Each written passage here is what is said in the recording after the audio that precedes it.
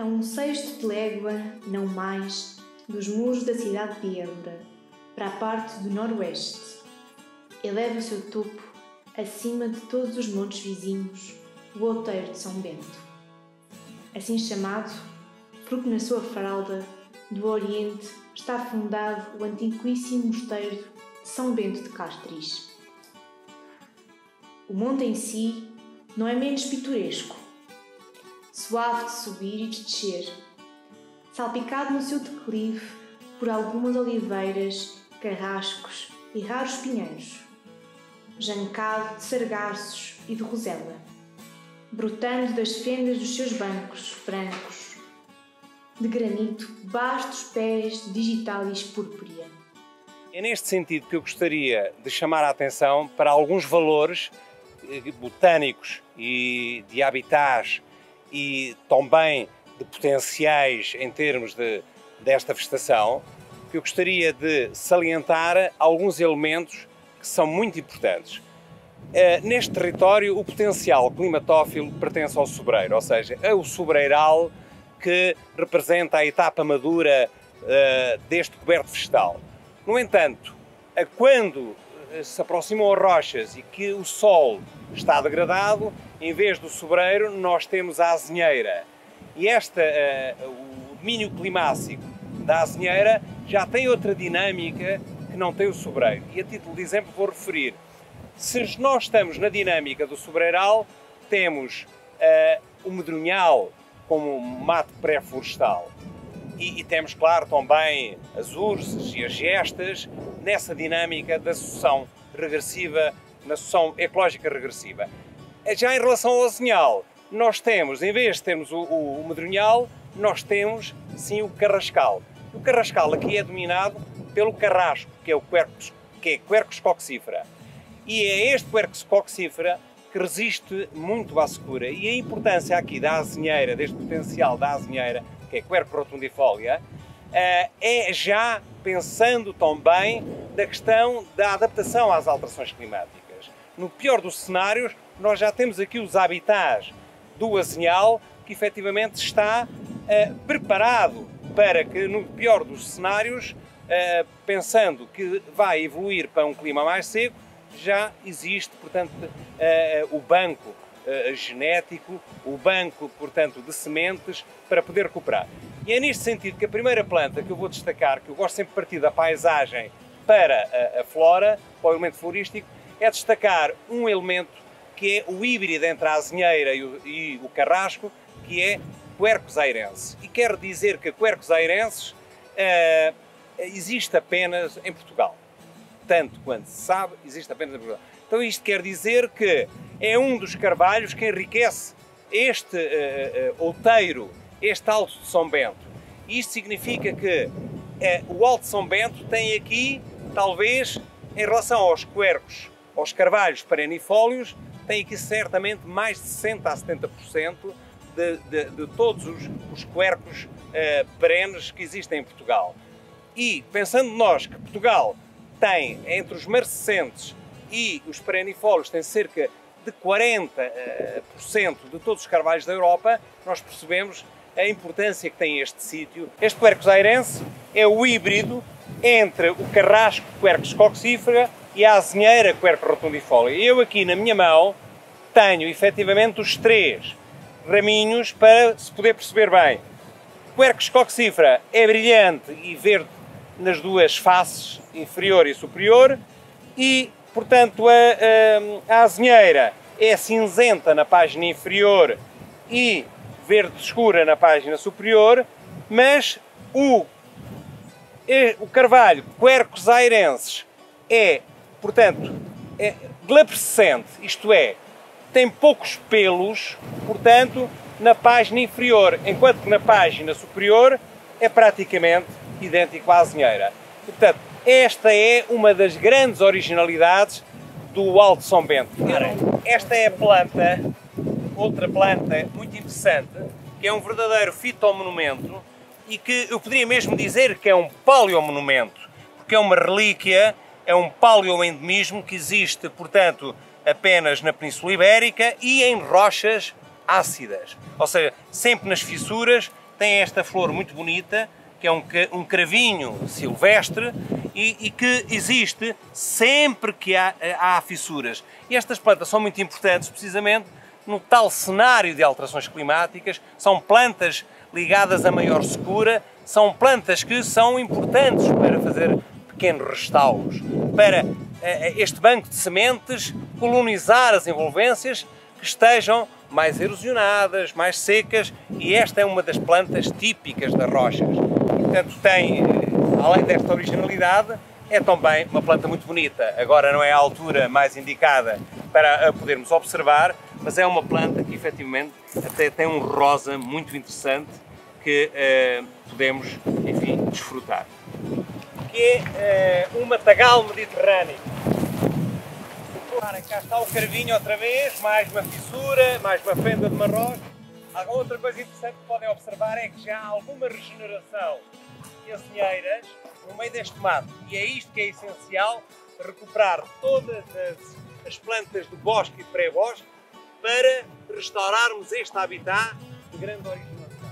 E aqui tem um exemplo de uma azinheira que já tem mais de 2 metros e que é evidente que vai ser uma futura árvore que tem bastante interesse para podermos recuperar o bosque.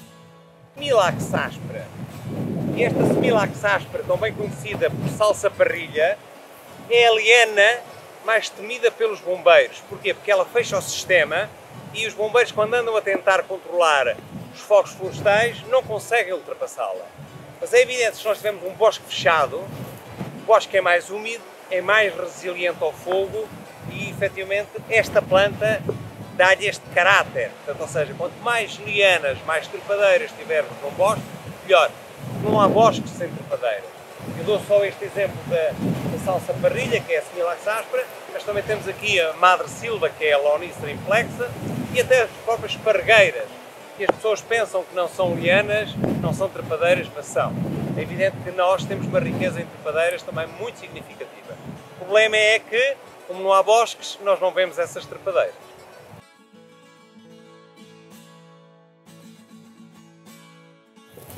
E aqui está a murta.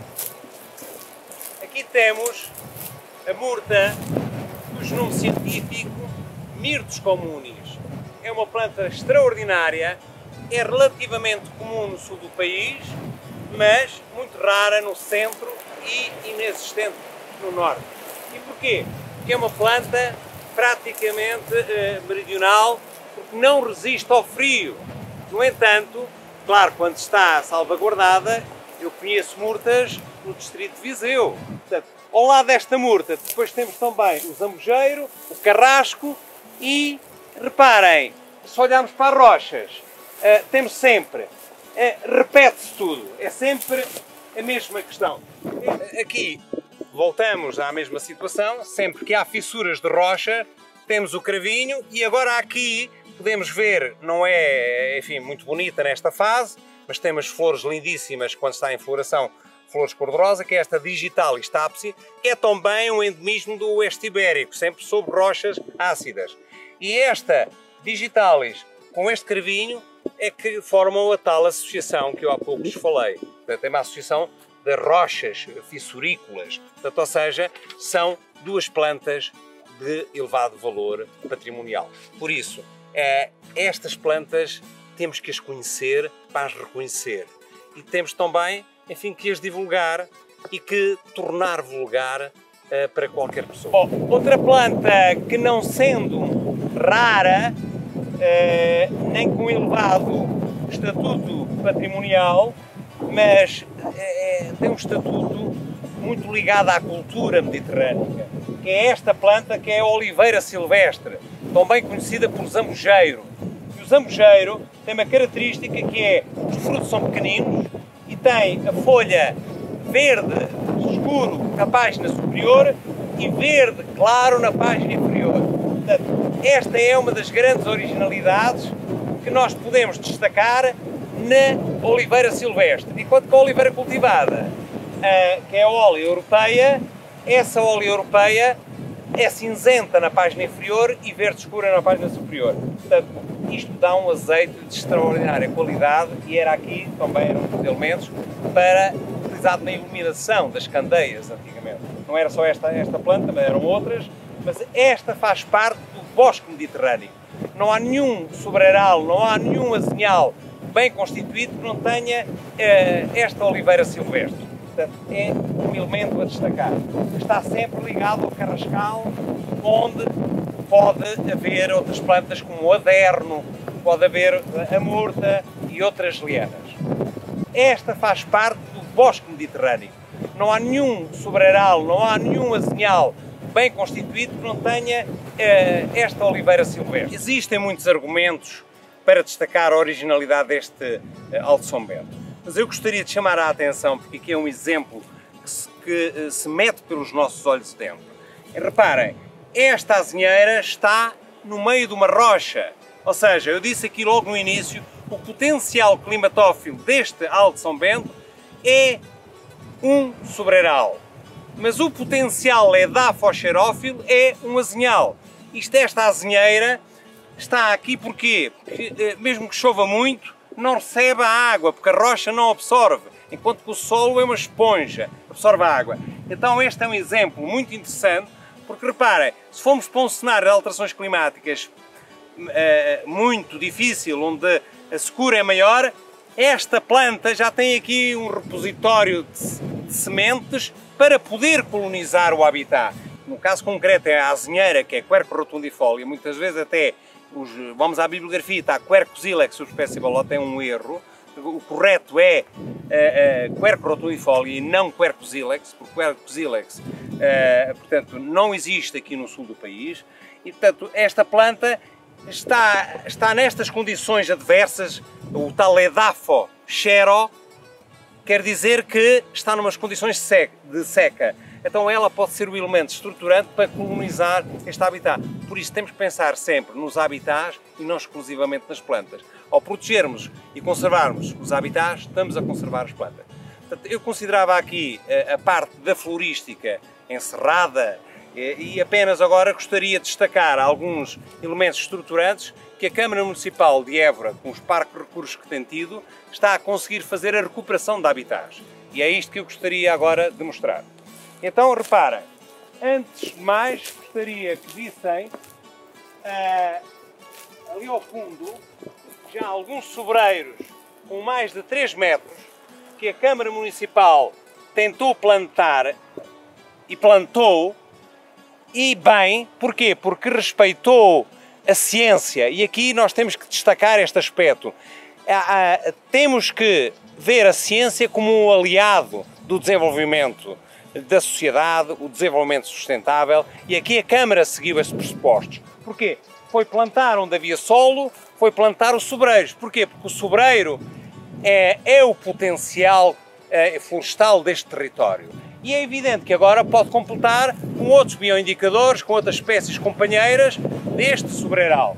Mas também está a salvaguardar já a componente das alterações climáticas, está já a precaver-se e por isso também plantou azinheiras que estão vivas, já resistiram a este verão e, portanto, no futuro elas vão crescer, além de ter também a preocupação de salvaguardar toda a regeneração natural. Portanto, ou seja, mesmo com os parques de recursos disponíveis para utilizar aqui no Alto São Bento, está no bom caminho.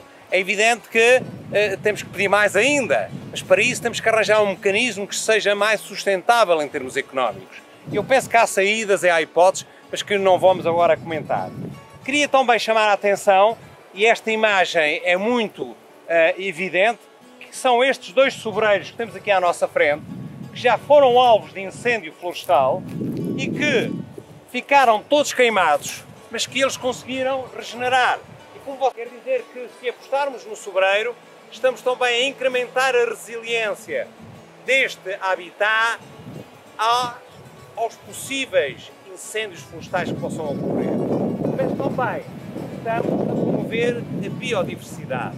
Isto tem que ser dito que é uma aposta ganha se nós continuarmos o trabalho que a Câmara já iniciou, a desenvolver com os seus técnicos, a plantar mais sobreiros e mais azinheiras e mais plantas características como a própria oliveira, como o sanguinho das sebes, como, enfim, o carrasco e outras plantas que até basta recuperar a regeneração natural. Havia muito por dizer, mas eu penso que hoje já chega por aqui, porque se damos muita informação, depois não a conseguimos, portanto, agarrar. Mas queria salientar o aspecto científico. Os investigadores têm que dedicar mais tempo, mas têm que ter uma preocupação, não é só fazer as investigações. Têm que tentar divulgar, porque reparem, ninguém reconhece aquilo que não conhece, mas também ninguém gera aquilo que não conhece. Ou seja, então isto é necessário uma gestão.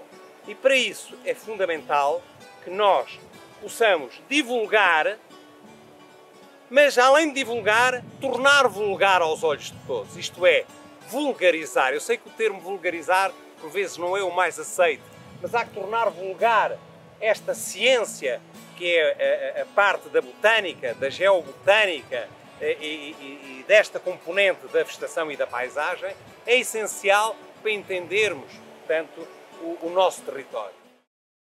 A colina do Alto São Bento tem uma particularidade muito interessante do ponto de vista da geologia do granito. Por razões que não vale a pena agora explicar, porque são muito complexas, mas podemos dizer que para exercício das escolas, esta colina mostra diferentes aspectos dessa geologia. Tem aqui, por exemplo, belíssimos filões de uma rocha branca que se chamam aplito, de outros filões carregados de turmalina que se chamam pegmatito, tem xenólitos quer dizer porções da rocha antiga que ficaram incorporados no magma que depois mais tarde se transformou em granito, e aspectos particulares do granito também muito interessantes. São o caso dos porfiroides.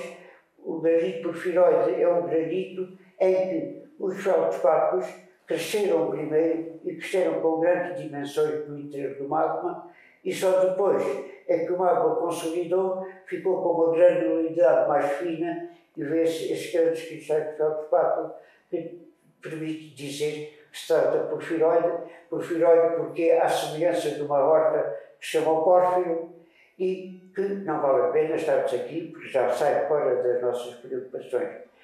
Este granito tem à volta de 300 e poucos milhões de anos, aproximadamente, e instalou-se no seio de uma rocha antiga, mais antiga, que depois se transformou num gneiss, à volta dos 600 milhões de anos, e são pedaços dessa rocha antiga que ficaram incompletamente digeridos dentro do magma e que dá os xenólitos neste centro de interpretação.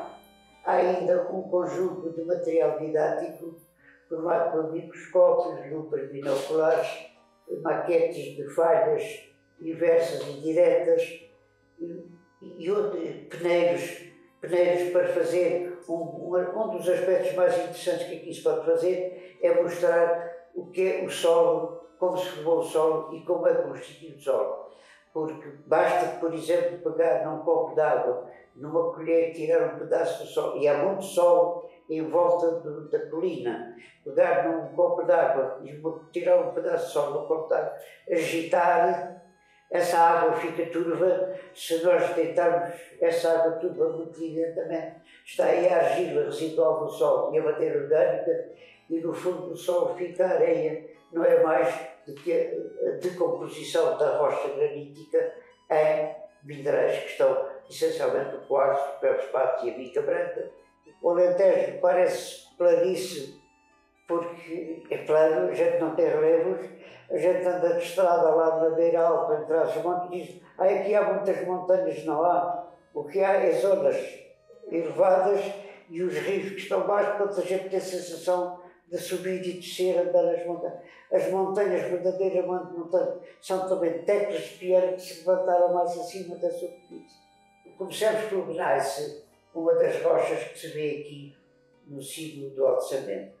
O gneiss é uma rocha metamórfica, neste caso tem a composição do granito, é uma rocha que resulta de um processo natural em profundidade, que vai transformando rochas como, por exemplo, os xistos, vai-as transformando pouco e pouco, lentamente, em grande profundidade, com elevações de temperatura relativamente altas, temperaturas que não são, contudo, as temperaturas que fundem a rocha e o granito, esse gneiss está aqui representado como uma das rochas mais antigas de Portugal, que tem aproximadamente 600 milhões de anos.